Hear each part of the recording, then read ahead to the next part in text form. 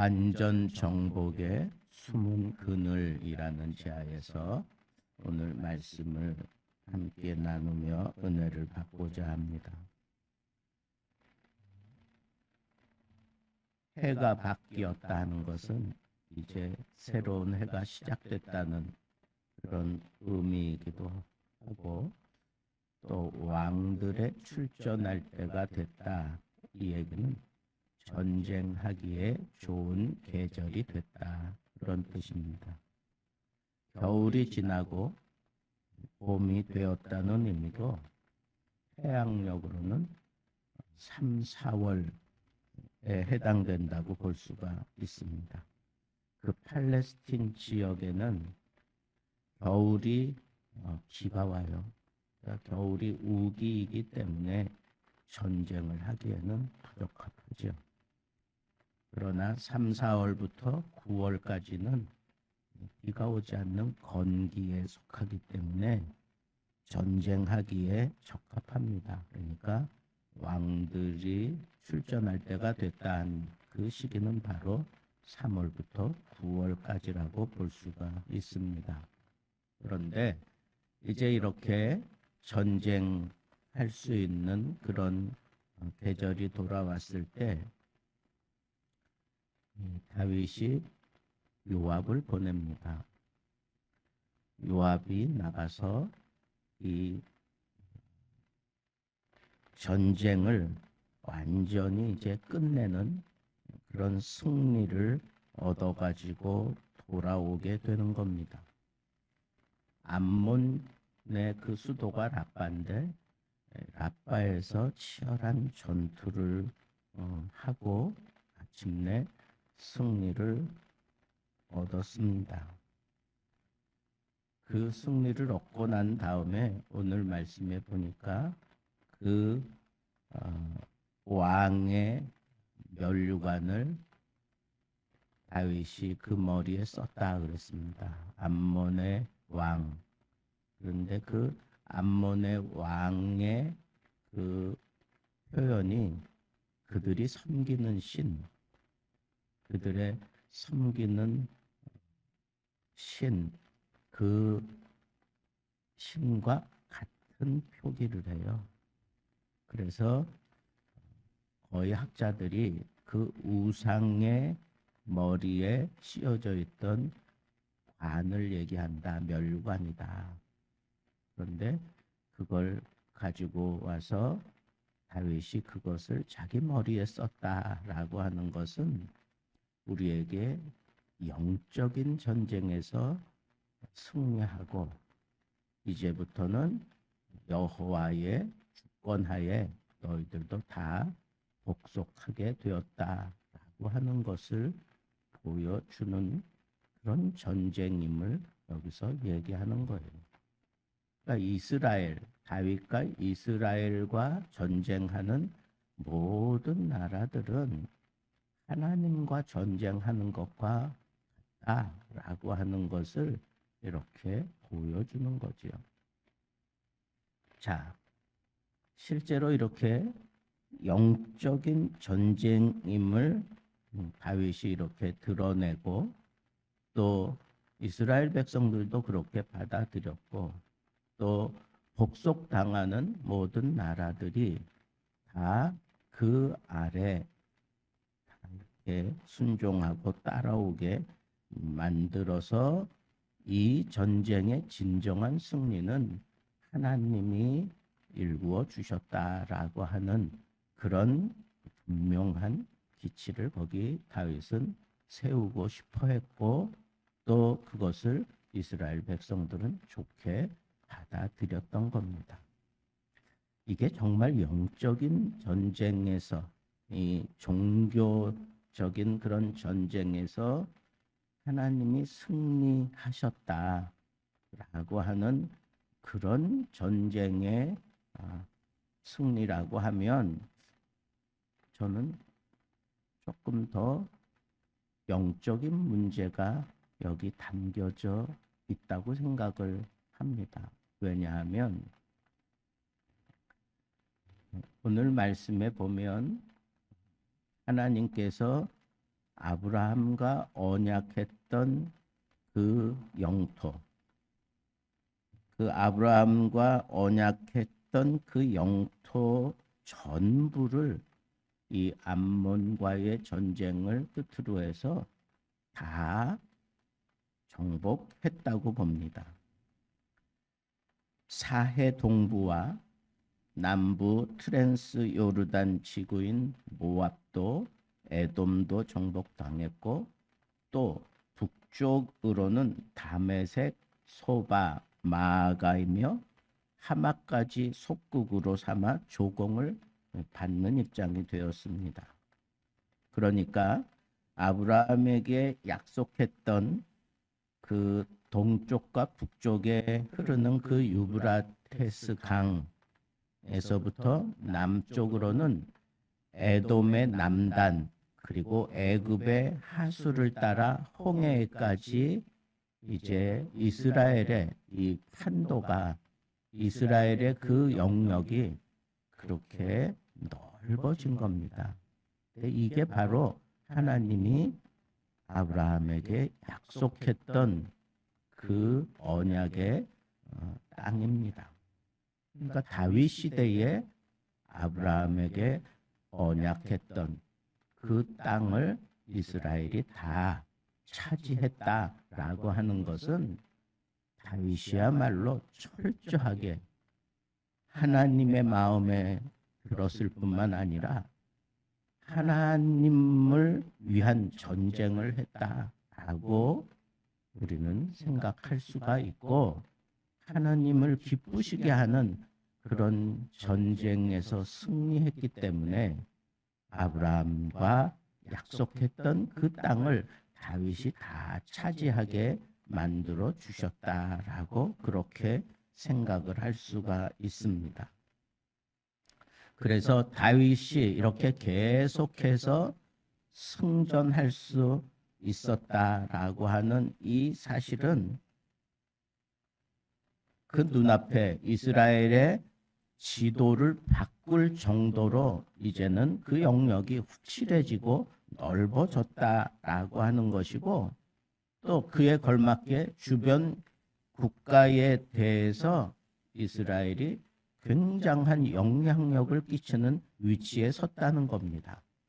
그래서 그들 다윗이 정복한 그 나라들로부터 조공을 받고, 그리고 무역을 하려고 하면 이스라엘의 허락을 받아서 해야만 되는 모든 주도권을 다윗이, 이스라엘이 쥐게 되었다. 그리고 늘 이스라엘을 괴롭혀왔던 암몬, 그리고 심지어 블레셋까지 이제 무력하게 아주 축소시켜버린 그런 입장에서 이 다윗이 이 승리를 이렇게 만끽하고 있는 그런 시점에서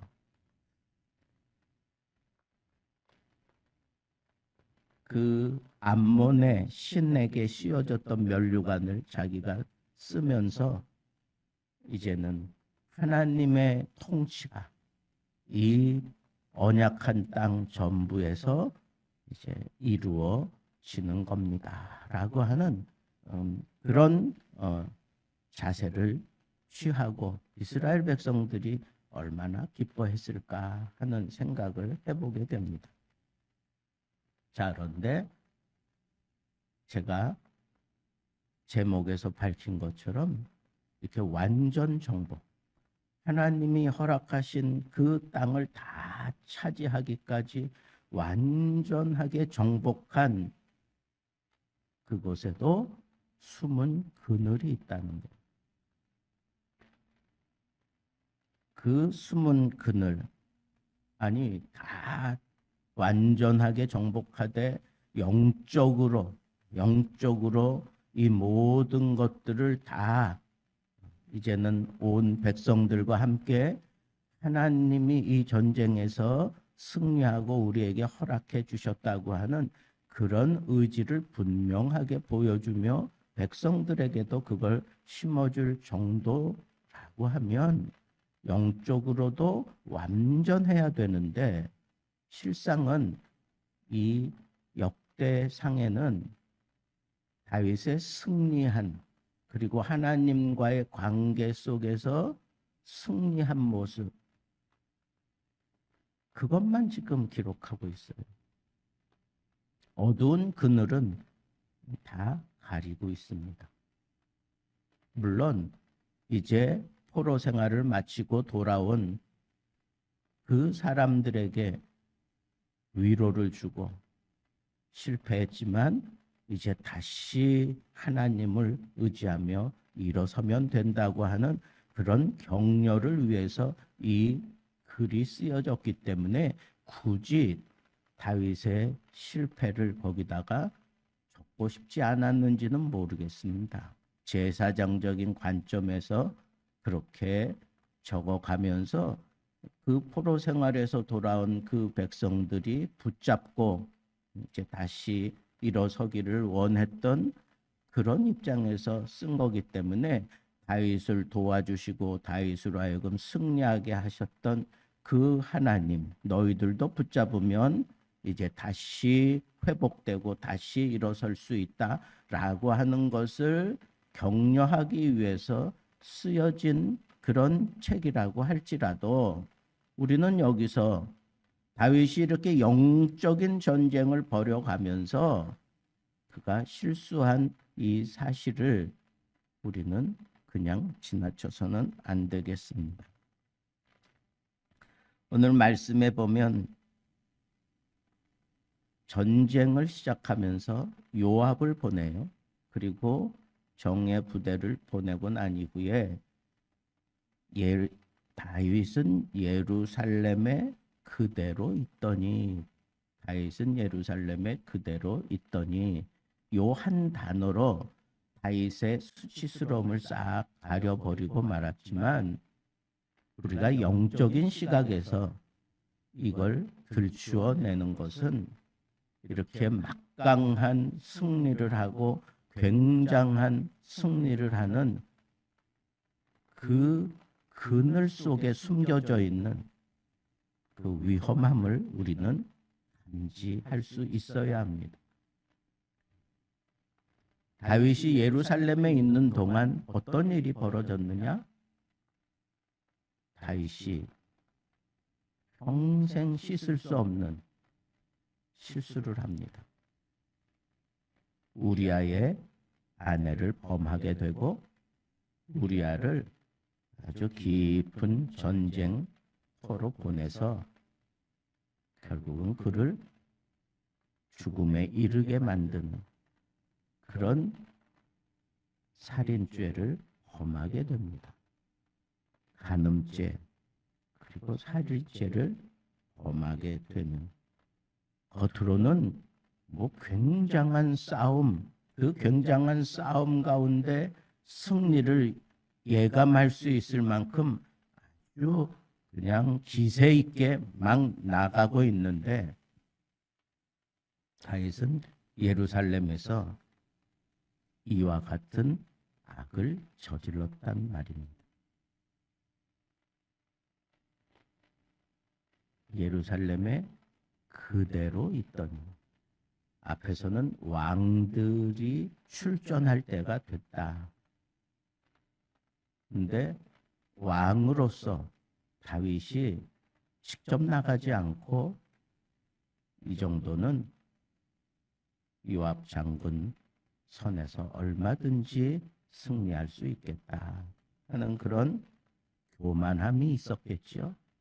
그리고 또 그렇게 믿었기 때문에 그런 막강한 힘이 있었기 때문에 게으르고 나태해진 겁니다. 그런 상황에서 죄와 유혹이 다윗을 집어삼키게 되었고 우리가 잘 아는 대로 이후 그가 하나님 앞에 다시 들리기까지 그가 하나님 앞에 철저하게 통회하고 자복하는 눈물과 고통의 시간이 있었습니다. 하나님은 나단 선지자를 통해서 다윗의 죄를 아주 통렬하게 밝혀내고 모든 백성들 앞에서 그 죄악상이 다 드러나게 만들고, 그리고 그는 철저하게 하나님 앞에 통회하고 자복하는, 그래서 눈물로 침상을 썩힐 정도로 그는 이 실수를 하나님 앞에서 그걸 회복해 가는데 많은 시간을 보낼 수밖에 없었습니다. 그리고 밧세바와의 그 관계에서 얻은 아들도 죽임을 당하게 되고, 이런 고통스러운 그런 눈물의 세월들이 한참 승승장구하고 있는 다윗에게 노출돼 버리고 말았다는 겁니다. 저는 오늘 말씀을 생각하면서 다윗은 그야말로 온 백성들에게 정말 영웅 중에 영웅이었을 겁니다. 아브라함에게 언약한 그 땅을 다 차지했어요. 전쟁으로 승리를 일구어가면서 승승장구하면서 차지했어요. 그래서 하나님이 허락하신 땅을 다 차지하고 지도가 바뀔 만큼 그 영토가 널널해졌고, 그리고 실제적으로 모든 나라들을 다 정복하고 영향력을 대단하게 끼치면서 그들에게 조공을 받아들이고, 또 이 암몬과의 전쟁에서 빼앗은 그 암콤의 면류관을 자기가 쓰면서 이 모든 승리는 하나님의 승리다라고 하는 것을 백성들에게 보여주는 그런 기쁨과 영광스러움을 친히 그가 누리는 그 내면에 바로 이렇게 도사리고 있었던 그 욕정이 터져 나오고 간음을 하게 되고, 그걸 덮고자 또 우리아를 전쟁터에 보내서 죽게 만드는 이런 악랄한 그런 죄를 범하게 되었다고 하는 이 사실을 우리가 생각해 볼 때, 언제나 완전한 승리에는 더 깊게 패여지고 더 깊게 들여지는 그런 위험이 도사리고 있다고 하는 겁니다. 빌딩의 높이가 높아지면 높아질수록 그림자는 길게 드리워지는 것처럼, 우리가 영적인 싸움에서 승리했다고 할지라도 그 승리의 정도가 굉장하다고 하면 우리는 이런 심각한 그늘 속에 담겨져 있는 이 죄, 유혹, 실수할 수밖에 없는 우리의 연약함을 인식하고 대처하지 않으면 다윗과 같은 사람도 이렇게 무너질 수밖에 없었다면, 오늘 우리들은 얼마나 더 경각심을 가지고 조심해야 되겠는가 하는 그런 깨달음이 우리에게 있어야 하겠습니다. 어쨌거나 하나님께서는 다윗을 통해서 아브라함과 언약한 그 땅을 전부 허락해 주시는 승리를 일구게 하셨습니다. 그러나 그 다윗도 이렇게 심각한 죄를 저지를 수밖에 없었던 한낱 인간에 불과하다고 하는 이 사실을 생각하면서 영적으로 굉장한 승리를 일구어 가고 있는 그 순간에도 마귀는 우리를 어떻게 해서든지 넘어뜨리려고 발버둥 치고 있다고 하는 이 사실을 우리는 놓치지 말고 더 조심하고 더 경성하고 더 기도하고 더 자신을 살피며 하나님만 붙들고 이렇게 살아갈 수 있는 그런 완전한 승리에 한풀 꺾이지 않는 그런 모습으로 오로지 하나님만 바라보며 하나님 없이는 아무것도 아니라고 하는 이런 중심을 늘 고백하며 살아야 되는 것이 우리 연약한 인간의 실체라고 하는 사실을 꼭 명심하시고, 영적으로 굉장한 그런 승리를 얻었고 영적으로 굉장한 쾌거를 우리가 누리고 있는 그 순간이 어쩌면 가장 위험한 때, 가장 심각한 그런 시험거리가 도사리고 있다고 하는 사실을 생각하면서 우리는 잘 나갈 때 오히려 자신을 뒤돌아볼 줄 아는 지혜를 가지고 살아가는 하나님의 참 믿음의 사람들 되기를 우리 주님의 이름으로 축복합니다.